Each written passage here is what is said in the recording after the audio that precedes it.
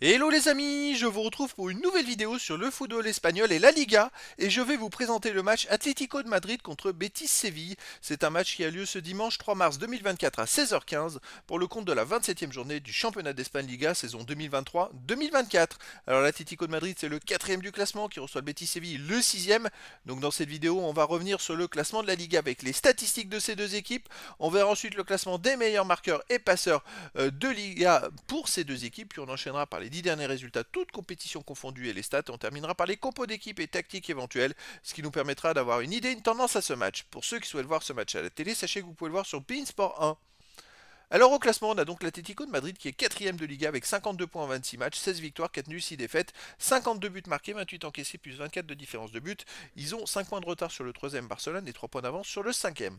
Betis Séville de son côté est sixième avec 42 points en 26 matchs, 10 victoires, 12 nuls, 4 défaites, 31 buts pour, 26 contre plus 5 de différence de but. Alors Betis Séville perd moins de matchs que l'Atlético de Madrid. Ils ont perdu 4 et l'Atlético de Madrid 6, mais ils font tellement de matchs nuls, beaucoup plus, qu'ils se retrouvent à 10 points de retard sur l'Atlético de Madrid au classement. Au niveau des marqueurs, alors pour l'Atlético de Madrid, on a Morata avec 13 buts, Griezmann 11, Correa 7, pour Betis Séville, José 7, Isco 6, Atlético de Madrid, Llorente 6, Depay 5, Betis Séville, Pérez 4. Puis après, il y a des joueurs à 3 de 1 but pour les deux équipes. Pour les passeurs décisifs, Griezmann est à 6 pour Atlético de Madrid, ensuite De Paul, Niguez, Riquelme 4. Et après, les meilleurs pour Betis Séville sont Isco, Enrique avec José avec 3 passes décisives. Et il y a d'autres joueurs à 3 passes, 2 passes et une passe pour les deux équipes. Les 10 derniers résultats, toutes compétitions confondues, Atlético de Madrid, c'est 4 victoires, 2 nuls, 4 défaites, 13 buts pour 10 contre plus 3 de différence de but. Alors, en ce moment, ça va pas trop. On peut s'apercevoir que sur les 7 derniers matchs, ils ont gagné qu'une seule fois. Ils ont fait 2 nuls et 4 défaites. Je dirais qu'ils enchaînent les mauvais résultats en ce moment. Alors, c'est l'accumulation des matchs, la fatigue, parce qu'ils jouent aussi la Ligue des Champions, la Coupe du Roi. Ils ont joué tellement de matchs, ils ont joué, je crois, la Super Coupe d'Espagne. Ils ont trop joué de matchs. Et je pense qu'il arrive à un moment, ils arrivent à un niveau d'épuisement parce qu'ils ont une tactique qui est du pressing avec beaucoup d'énergie à utiliser. Et là, ils ont moins d'énergie et ça va moins bien.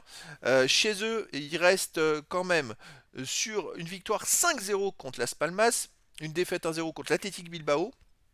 Une victoire contre Rayo Vallecano 2-1, une victoire contre Valence 2-0, une victoire contre Séville 1-0. Donc à domicile, quand même sur les 5 derniers matchs, c'est quand même 4 victoires et une seule défaite.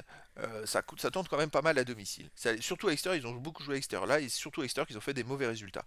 De son côté, Betis Séville sur les 10 derniers matchs, 4 victoires, 3 nuls, 3 défaites, 11 buts pour, 9 contre plus 2 de différence de but. Alors le Betis Séville à l'extérieur reste sur un nul, au Dynamo Zagreb un partout. Une victoire à Cadix 2-0.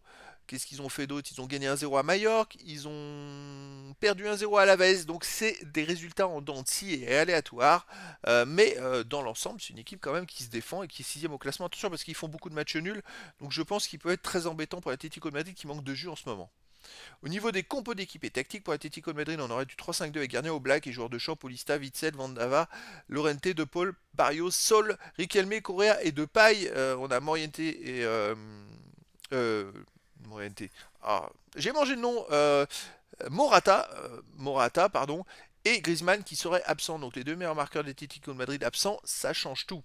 Betis Séville de son côté sur le d'un point de vue tactique, ça serait du 4-2-3-1, gardien Rui Silva et joueur de champ Bellerin, Pezela, Riyad, Sabali, Johnny, Roca, Fornals, pardon, Carvalho, Avila et José. Donc voilà les amis, le décor est planté entre ces deux équipes. Est-ce que l'Atlético de Madrid va se ressaisir? Est-ce que le Betis Séville va les accrocher, faire un match nul? Eh bien écoutez, je vous donne rendez-vous ce dimanche 3 mars 2024 à 16h15 pour le match de la 27e journée du championnat d'Espagne Liga saison 2023-2024.